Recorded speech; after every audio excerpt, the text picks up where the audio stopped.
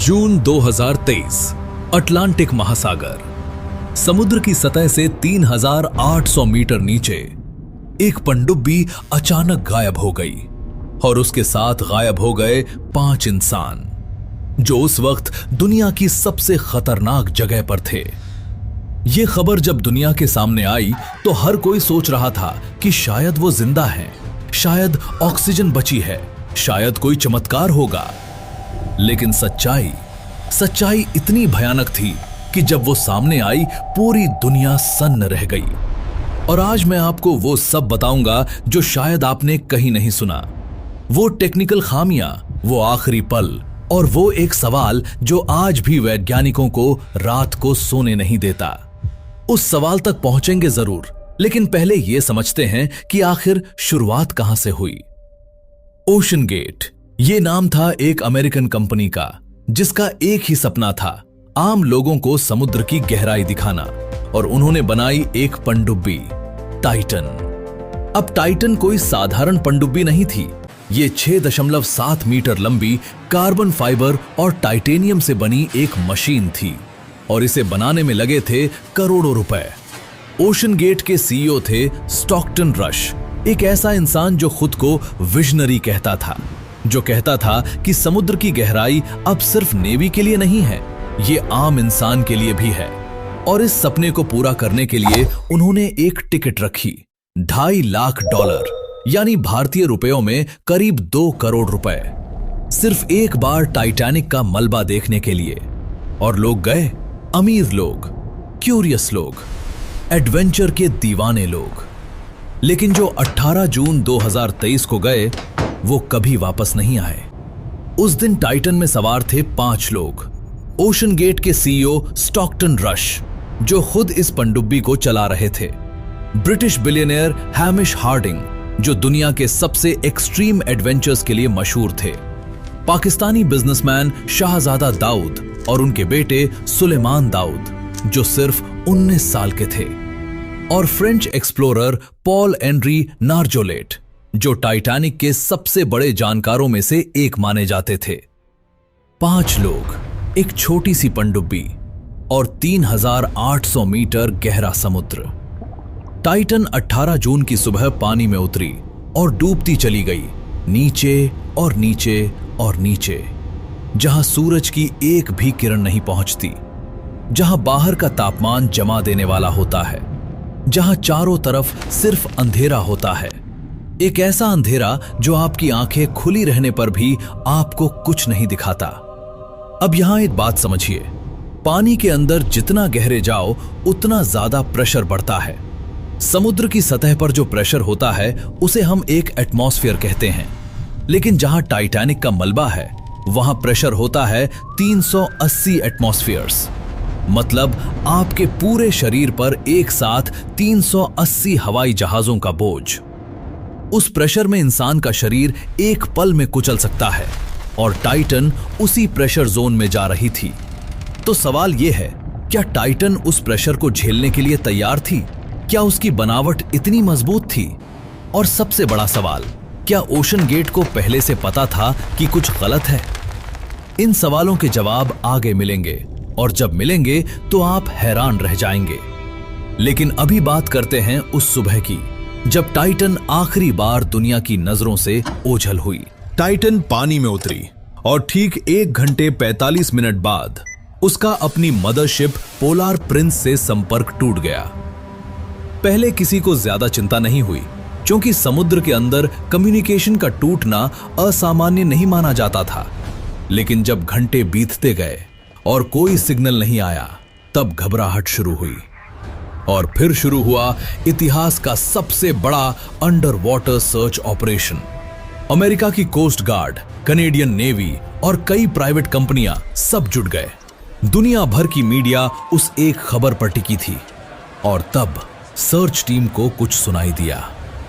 समुद्र की गहराई से आ रही थीं थप थप की आवाजें, एक पैटर्न में, जैसे कोई पनडुब्बी के अंदर से दीवार बजा रहा हो, जैसे कोई कह रहा हो, हम यहां हैं, हमें बचाओ।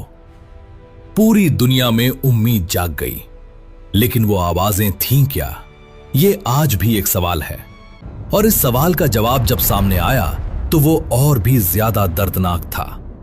दोस्तों, अगर ये कहानी आपको अंदर तक हिला रही है तो इस वीडियो को अभी लाइक करें और हमारे चैनल को सब्सक्राइब करें, क्योंकि आगे जो होने वाला है वो इस कहानी का सबसे चौंकाने वाला हिस्सा है। तो 4 दिन बीत गए। रेस्क्यू टीम्स पूरी ताकत से लगी थीं और दुनिया सोच रही थी अंदर बैठे 5 लोग ऑक्सीजन खत्म होने का इंतजार कर रहे होंगे, अंधेरे में, ठंड में, डर में। लेकिन सच ये था कि वो 4 दिन पहले ही जा चुके थे। जी हां, जिस दिन टाइटन गायब हुई उसी दिन, उसी पल वो 5 इस दुनिया में नहीं रहे थे और दुनिया 4 दिन तक उनके लिए दुआ मांगती रही, बिना जाने कि वो दुआएं अब किसी काम की नहीं थीं। हुआ क्या था, समझते हैं। जब टाइटन 3800 मीटर की गहराई पर पहुंची, वहां का प्रेशर इतना ज्यादा था कि कार्बन फाइबर की बनी उसकी बॉडी एक पल में अंदर की तरफ दब गई। इसे कहते हैं इम्प्लोशन। एक्सप्लोजन में चीजें बाहर की तरफ उड़ती हैं, लेकिन इम्प्लोशन में सब कुछ एक पल में अंदर की तरफ पिचक जाता है, इतनी तेजी से कि 1 सेकंड के 1000वें हिस्से में सब खत्म हो गया। दिमाग को खतरे का सिग्नल मिलने से पहले ही सब कुछ खत्म। उन्हें दर्द भी नहीं हुआ, उन्हें पता भी नहीं चला। एक पल वो थे और अगले पल वो नहीं थे। लेकिन असली सवाल ये है, ये हुआ क्यों? टाइटन में ऐसी क्या खामी थी और क्या ओशन गेट को पहले से पता था? इन सवालों के जवाब जब सामने आए तो दुनिया को यकीन नहीं हुआ। जांच शुरू हुई और जो सामने आया वो किसी थ्रिलर मूवी का स्क्रिप्ट नहीं था, ये हकीकत थी। एक ऐसी हकीकत जो बताती है कि किस तरह लापरवाही, अहंकार और पैसे की हवस मिलकर 5 जिंदगियां निकल गईं। पहली बात, टाइटन को बनाया गया था कार्बन फाइबर से। अब कार्बन फाइबर एक बेहतरीन मटेरियल है, हल्का, मजबूत, लेकिन सिर्फ तब जब उस पर बाहर से दबाव नहीं पड़ता। कार्बन फाइबर बाहर से खिंचाव झेल सकता है, लेकिन अंदर से दबाव, वो उसकी सबसे बड़ी कमजोरी है। समझिए एक आसान उदाहरण से, आपने कभी एक प्लास्टिक की बोतल को बाहर से दबाया है? वो पिचक जाती है ना? बिल्कुल वैसे ही कार्बन फाइबर समुद्र के उस भीषण प्रेशर में पिचक गया, और वो प्रेशर था 380 एटमॉस्फेयर्स, यानी एक इंसान के अंगूठे जितनी जगह पर 380 किलो से भी ज्यादा का बोझ। और इंजीनियरों ने यही कहा था, बार बार कहा था। 2018 में, यानी हादसे से 5 साल पहले, मरीन टेक्नोलॉजी सोसाइटी के एक्सपर्ट्स ने ओशन गेट को एक लेटर लिखा। उसमें साफ लिखा था कि टाइटन की टेस्टिंग पर्याप्त नहीं है, कि इसे जिस डेप्थ पर ले जाने की योजना है उसके लिए ये पनडुब्बी सर्टिफाइड नहीं है, कि अगर इसे ऐसे ही इस्तेमाल किया गया तो नतीजा कैटास्ट्रोफिक हो सकता है। कैटास्ट्रोफिक यानी तबाही। लेकिन स्टॉकटन रश ने उस लेटर को इग्नोर कर दिया। उन्होंने पब्लिकली कहा, मैं सेफ्टी रूल्स की परवाह नहीं करता। रूल्स वो लोग बनाते हैं जो इनोवेशन को रोकना चाहते हैं। एक बार उन्होंने इंटरव्यू में कहा था, अगर आप हर सेफ्टी रूल फॉलो करेंगे तो आप कभी कुछ नया नहीं बना सकते। वो खुद उस पनडुब्बी में बैठे थे उस दिन। और अब आते हैं उस बात पर जो सुनकर आप शायद हंसेंगे, और फिर जब समझेंगे तो हंसी बंद हो जाएगी। टाइटन को कंट्रोल किया जाता था एक गेमिंग कंट्रोलर से। जी हां, एक Logitech F710 wireless gaming controller, जो आप किसी भी ऑनलाइन स्टोर पर करीब 2 से 3 हजार रुपए में खरीद सकते हैं।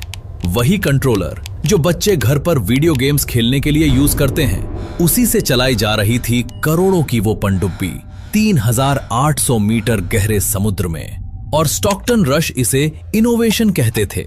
वो कहते थे कि ट्रेडिशनल कंट्रोल्स बहुत महंगे हैं और गेमिंग कंट्रोलर उतना ही काम करता है। लेकिन क्या वाकई करता था?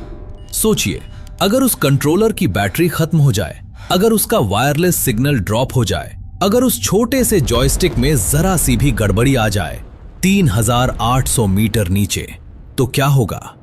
यही हुआ था क्या? ये अभी भी पूरी तरह कंफर्म नहीं है, लेकिन जो कंफर्म है वो और भी चौंकाने वाला है। टाइटन के अंदर बैठे लोगों को बाहर निकलने का कोई रास्ता नहीं था। पनडुब्बी का दरवाजा बाहर से बंद किया जाता था, बाहर से, नट और बोल्ट से। यानी अगर टाइटन किसी तरह सतह पर भी आ जाती तो अंदर बैठे पांचों लोग खुद बाहर नहीं निकल सकते थे। उन्हें बाहर से किसी को खोलना पड़ता। वो एक चलती फिरती बंद कब्र में थे, जहां न बाहर निकलने का रास्ता था, न किसी से बात करने का तरीका, न बाहर देखने की खिड़की, सिर्फ एक छोटी सी पोर्ट होल। और उस पोर्ट होल के बाहर था वो अंधेरा, वो असीमित, भारी, जमा देने वाला अंधेरा। अब एक और सवाल जो इस पूरी कहानी को और भी गहरा बना देता है, वो आवाजें जो सर्च टीम को सुनाई दी थीं, थप थप की आवाजें पैटर्न में। क्या वो सच में अंदर से आ रही थीं? क्या वो पांचों जिंदा थे और मदद मांग रहे थे? जांच में पता चला वो आवाजें शायद किसी और चीज से आ रही थीं। समुद्र की गहराई में कई तरह की नेचुरल आवाजें होती हैं, जहाजों की, जानवरों की, पानी के बहाव की। सोनार डिवाइसेस कई बार इन्हें गलत तरीके से डिटेक्ट कर लेते हैं। मतलब जब पूरी दुनिया सोच रही थी कि वो जिंदा हैं, तब शायद वो आवाजें उनकी थी ही नहीं, और अगर थी भी तो वो इम्प्लोजन इतनी जल्दी हुई थी कि उन्हें खुद नहीं पता चला होगा। दोस्तों, अगर ये कहानी आपको सोचने पर मजबूर कर रही है तो अभी इस वीडियो को लाइक करें, और अगर आप ऐसी रियल और चौंकाने वाली कहानियां सुनना चाहते हैं तो हमारे चैनल को सब्सक्राइब करना मत भूलिए, क्योंकि अभी इस कहानी का सबसे बड़ा हिस्सा बाकी है। अब बात करते हैं उन 5 लोगों की जो उस दिन टाइटन में सवार थे, क्योंकि इनकी कहानी जाने बिना इस ट्रेजेडी को पूरी तरह समझना मुमकिन नहीं। स्टॉकटन रश, ओशन गेट के सीईओ, 61 साल के, प्रिंसटन से पढ़े हुए, एक ऐसा इंसान जो जेन्युइनली मानता था कि वो दुनिया बदल रहा है, जो कहता था कि समुद्र की गहराई अगला फ्रंटियर है, जैसे कभी स्पेस था। उनका सपना था कि एक दिन लोग समुद्र के नीचे टूरिज्म करेंगे, जैसे आज स्पेस टूरिज्म हो रही है। उनका सपना गलत नहीं था, लेकिन उस सपने को पूरा करने की जल्दी वो जल्दी जानलेवा साबित हुई। हैमिश हार्डिंग, ब्रिटिश बिलियनेयर, 58 साल के, गिनेस वर्ल्ड रिकॉर्ड होल्डर, वो इंसान जो दुनिया की हर एक्सट्रीम जगह जा चुका था। South pole, Mariana Trench, space, हर जगह। टाइटैनिक का मलबा देखना उनकी बकेट लिस्ट में था। उन्होंने अपनी फैमिली को मैसेज किया था जाने से पहले। लिखा था कि वेदर की वजह से ट्रिप थोड़ी डिले हुई, लेकिन अब जा रहे हैं। वो आखिरी मैसेज था।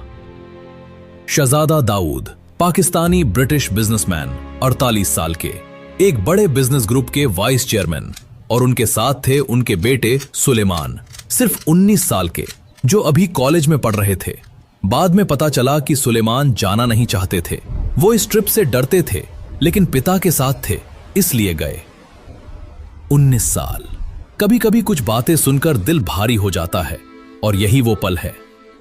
पॉल एनरी नार्जोले, फ्रांसीसी एक्सप्लोरर, 77 साल के, जिन्हें लोग मिस्टर टाइटैनिक कहते थे, क्योंकि उन्होंने टाइटैनिक के मलबे पर 35 से ज्यादा डाइव्स की थीं।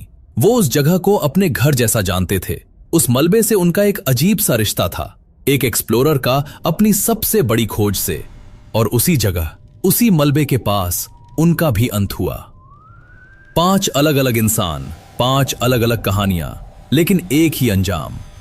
और अब आते हैं उस सवाल पर जो इस पूरी कहानी की जड़ में है, जो सवाल एक्सपर्ट्स पूछ रहे हैं, जो सवाल ओशन गेट के खिलाफ जांच का आधार बना, और जिसका जवाब जब आप सुनेंगे तो आप सोचेंगे कि क्या सच में ऐसा हो सकता है? क्या ओशन गेट को पहले से पता था कि टाइटन अनसेफ है? जवाब है हां, और इसके सबूत उनके अपने ईमेल्स में थे। जांच में सामने आया कि ओशन गेट के अंदर के कई इंजीनियर्स ने इंटरनली चिंता जताई थी। एक सीनियर इंजीनियर डेविड लोचर्ड ने तो फॉर्मली एक रिपोर्ट लिखी, जिसमें कहा कि टाइटन की हूल की प्रॉपर टेस्टिंग नहीं हुई है, कि पैसेंजर्स की जान खतरे में है। ओशन गेट ने उन्हें नौकरी से निकाल दिया, और फिर जब उन्होंने लीगल एक्शन लिया तो ओशन गेट ने उनके खिलाफ काउंटर लॉ सूट किया। एक विसल ब्लोअर को चुप कराने की कोशिश की गई लीगली, और इसके बावजूद ट्रिप्स जारी रहीं, टिकट्स बिकती रहीं, लोग जाते रहे। जून 2023 से पहले टाइटन कई बार उस डेप्थ तक जा चुकी थी और हर बार वापस आई थी। शायद इसीलिए स्टॉकटन रश को यकीन हो गया था कि सब ठीक है।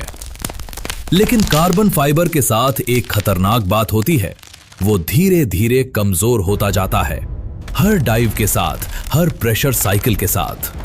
बाहर से देखने पर कोई क्रैक नहीं दिखती, लेकिन अंदर से वो टूट रहा होता है। इसे कहते हैं साइक्लिक फटीग। जैसे एक तार को बार बार मोड़ो, एक दिन वो टूट जाता है। ठीक वैसे ही कार्बन फाइबर की हूल हर डाइव में थोड़ी थोड़ी कमजोर होती जा रही थी और किसी को नहीं पता था कि ब्रेकिंग पॉइंट कब आएगा।